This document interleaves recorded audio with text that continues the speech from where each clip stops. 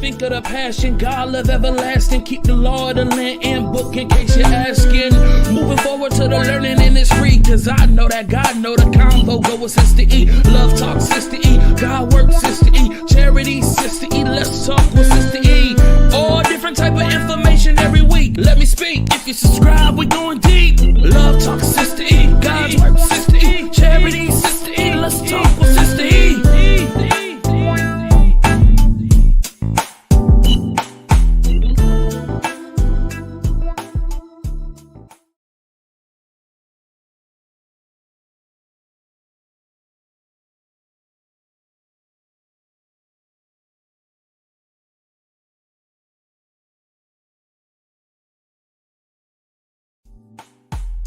Think of the passion, God love everlasting. Keep the law of the land and book in case you're asking. Moving forward to the learning and it's free. Cause I know that God know the combo go with Sister E. Love talk Sister E, God work Sister E. Charity Sister E, let's talk with Sister E. All different type of information every week. Let me speak, if you subscribe we going deep. Love talk Sister E, God work Sister E. Charity Sister E, let's talk with Sister E.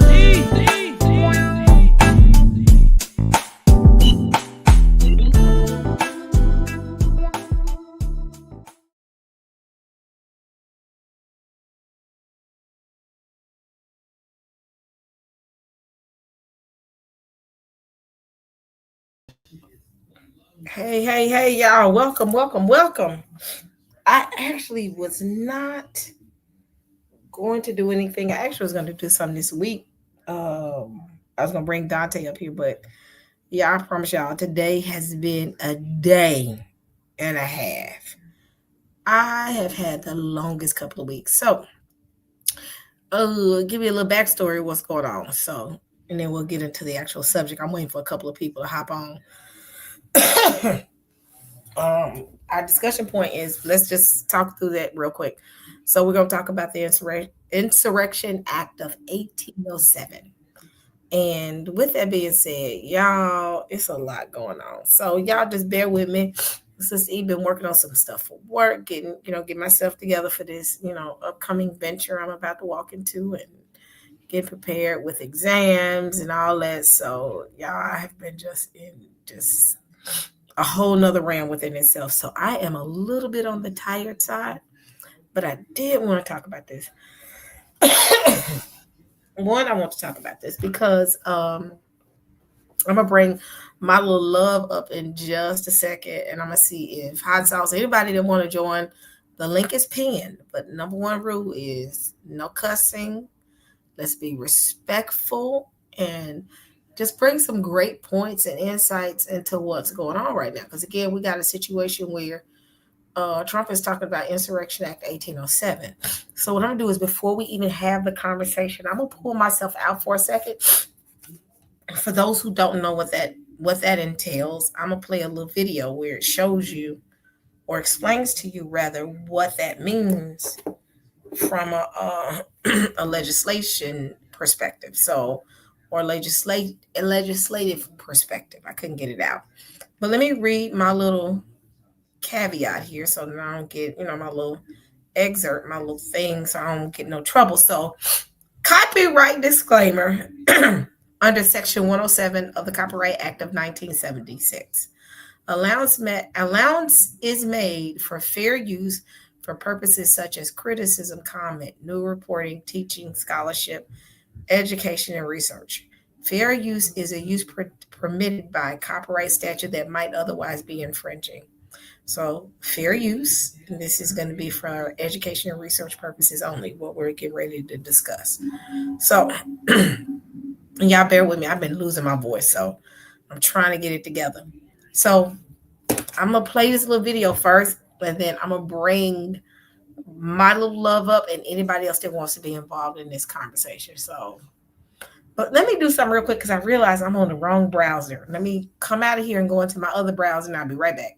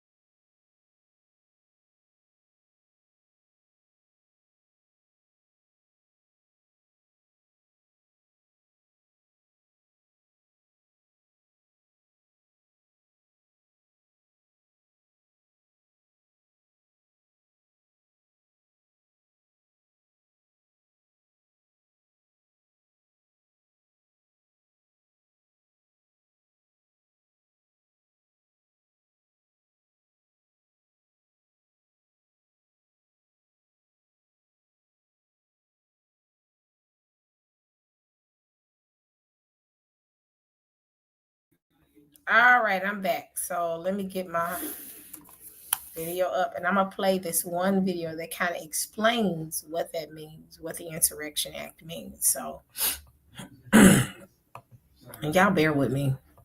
This weather change is really wearing at me. So hold on. Then I'm gonna play a couple other videos because it's showing how heated everything is right now. Uh, so fair use, again, this video is used for education and research only.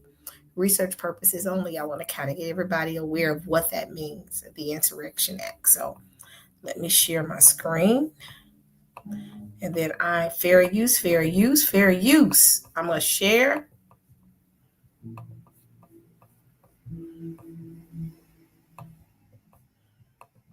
Get the facts on the Insurrection Act. It's the law that allows a U.S. president, the commander-in-chief, to deploy military forces in the U.S. states or territories.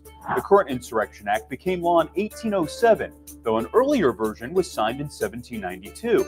It outlines 3 paths for a president to call in the military or National Guard. The first comes when a state governor or legislature requests help. That's how it's most often been used. The other 2 paths leave the decision up to the president. They can send troops to stop an unlawful assembly or rebellion against federal authority when it can't be done by ordinary actions or courts.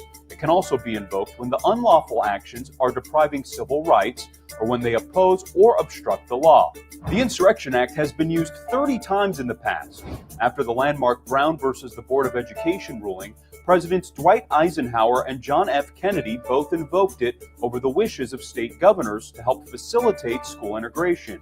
It was last used by President George H.W. Bush during the Los Angeles riots in 1992. The Insurrection Act is the one exception to other laws that prevent the military from assisting in civil law enforcement, but the act is not martial law, which is when the military replaces civilian law and authority. Helping you get the facts, I'm John Cardinelli. Now, from Atlanta News First.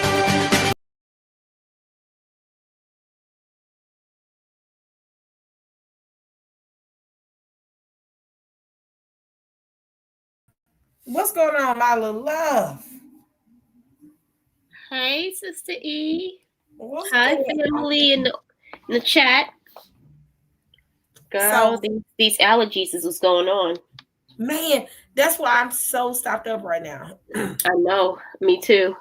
I am struggling right now. So, and I started struggling just here a little bit ago. And yeah, once the night hit. Man, but I mean, I'm gonna go into your other video that we talked about a minute ago. Okay. But I wanted to talk about that Insurrection Act is something that is quite interesting. One, it kind of invokes kind of like military, I don't want to say rule, but it's kind of like it supersedes the local law enforcement. Right. And we're beginning to see that in Chicago. And with that being said, what are your thoughts on that so far? Well, you know, we got to look at it when he did it in California, you know, and then it keeps increasing, right? And now it's in Chicago, but he wants to do it in Portland, Oregon as well. The federal judge stopped him. Yep. You know, he's made claims to send them to other states too, like New York, like DC, you know, so my thoughts is pretty much like your thoughts. Like he's really trying to have martial law at some point.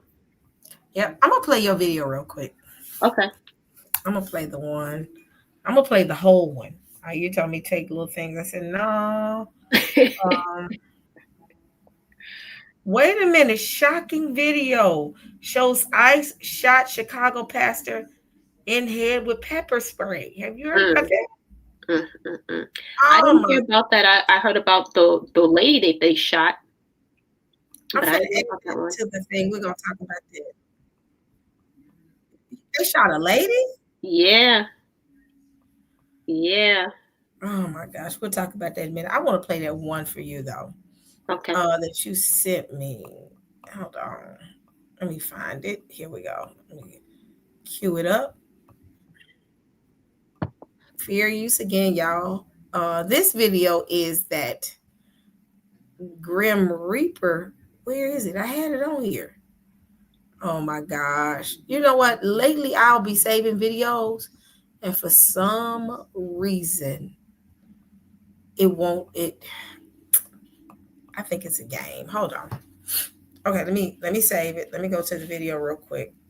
That's all right. I can pull it down and then just save it again. Anyone that's ever taken a shot for birth control, queued it up, and now it disappeared. Ain't that something? Hold on. Let me save it. Okay, so this is the infamous Grim Reaper video everybody's been talking about.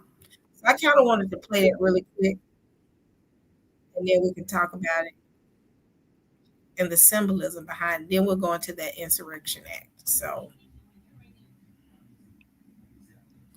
what? Hold on. Oh my gosh. It's like I want to start one subject and then 5 things come up. It's a lot going on in this world. Before we go into this one with the Grim Reaper, so they shot a woman 7 times, right? Yeah, they shot her in Chicago. And this is ICE, right? Yep. Oh, gosh. And you know what? I'm going to get into the video, but this is the very thing that could lead to that Insurrection Act. Because if you notice, it says any form of a rebellion, the president can invoke this Insurrection Act of 1807. Yeah. What it's doing is I think they're testing out different cities to see what they can get. Memphis, not going to do too much protesting. When they saw all these military units coming in, as far as National Guard, ICE, all these federal agents coming in, Memphis folks finna go in the house and they not gonna be seen until they leave. I know that much about the folks in Memphis. Chicago's a different land though. Chicago gonna step out there and they're gonna protest. Not to say Memphis is not gonna protest, but yeah, Memphis is not gonna protest. They just need one good protest, because if we look back, the last time it was invoked, I believe, was the LA riots in 1992. So all they need is a good protest, and he got it. That's it, and that's what he's shooting for right now. Yeah. Yes, that's why he's poking the bear. He really is. And the thing is, this shooting is the very thing that can lead to that. I'm trying to find it, the video. It's like I want to start talking about something else, and then there we go. And then you talk about, and I'm not all the way straight on this because I didn't get a chance to actually do a little bit more deep diving, but I know a lot of videos was popping up about these young gangsters and whatnot coming out, defending their streets for the public, for the community. So I don't know, Memphis may, if some of them gangs come out, they may have a riot on their hands. Now, if Memphis ever cuts up, though, I tell people, I said that's a powder keg. Memphis is one of those cities, if they ever cut loose, it's not gonna be pretty. It's not. It's like that beast that if you just leave it alone, but once you poke that bear is gonna shoot out. And I feel like if Memphis shoot off, they're not going to be able to stop them. Not to say that it's not gonna happen with Chicago, but I definitely know that once Memphis goes there, that's it. Right. You might as well just say, hey, we're here now. And what it's beginning to look like is, one, it looks like it's going to be some infighting. It almost looks Civil War-ish. I don't want to say it is, but it looks a little Civil War-ish. But it's that's next. That's next. Oh, yes. And it's not going to be between North and South. It's going to be Republicans, Dems, because the Democrats and Republicans are already beefing. Because I have a video I'm getting ready to show where literally a Democrat told a Republican to shut his mouth. I said, oh my gosh. And then you saw the thing with Kamala. Kamala dropped that big F-bomb. I said, oh my gosh, it's about to go down. That's all I'm saying. I'm just got my little popcorn maker. I just bought me a little popcorn maker. That's all I'm gonna do is eat my popcorn and watch it and probably talk to you on the phone and a couple other people on the phone, and we're just gonna sit and Angie and we're just gonna sit and watch what's about to pop off because it is. But let me play this video because I want to talk about this one.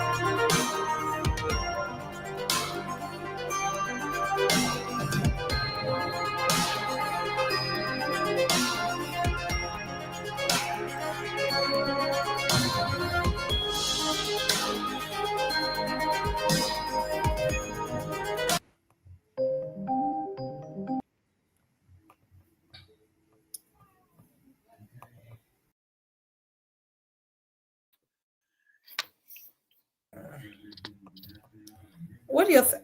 That right there is interesting. You told me to look at this like a couple of days ago, and I'm sorry, sis, I kind of drug my feet. You know, I've been in La La Land. And when I saw it, I said, oh, this AI. Now tell the backs. I'm not going to take credit for this. I'm going to let you talk about it. What's the backstory on this? Grim Reaper. The crazy thing is I didn't know too much about it. And actually, let's shout out Pastor Kelly because he actually did a live. Him and Berean Scholar did a live about it. Because I kind of seen it and heard, and I was like, yo, this is crazy. But then he actually broke it down a little bit more as well.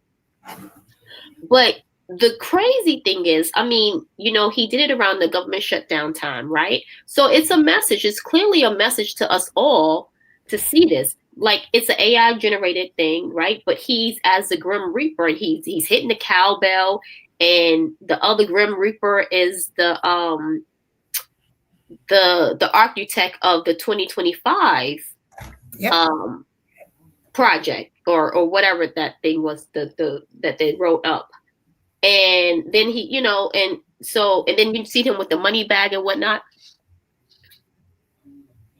Listen, if you didn't think that this world is going down with some gasoline draws before, you have to know it is now. It is about, I mean, because you see the unrest. The unrest isn't something that they can hide anymore. I don't think this is scripted. I've heard people say, oh, this is scripted. No, I think this is actual. No, he's telling you, he's playing. What you say? He's playing in your faces. He is, and ain't nothing they can do about it. Well, think about it. Remember the first one he did with the whole Gaza Strip thing, right? And then he had the big old statue of gold, similar to scripture, you know what I'm saying? And now he has this one depicting himself and his crew as Grim Reapers. What is a Grim Reaper? Death. So let's talk about it. You know what I'm saying? So I mean, I think whoever watches this and takes it lightly they don't have their eyes open. And look at the climate we in the world, period. Like every 2 minutes, there's something else going on that you like, oh my gracious, what's going on? Not to mention, he not only was the government shut down, but he also dropped it around the same time that Pete Hegseth addresses the military leaders at Quantico. And that Quantico conversation was a waste of time and money. Well, it was, but my point is, you know, it's all lining up. Then he's changing the Department of Defense to Department of War. Come on now. All this is not coincidental.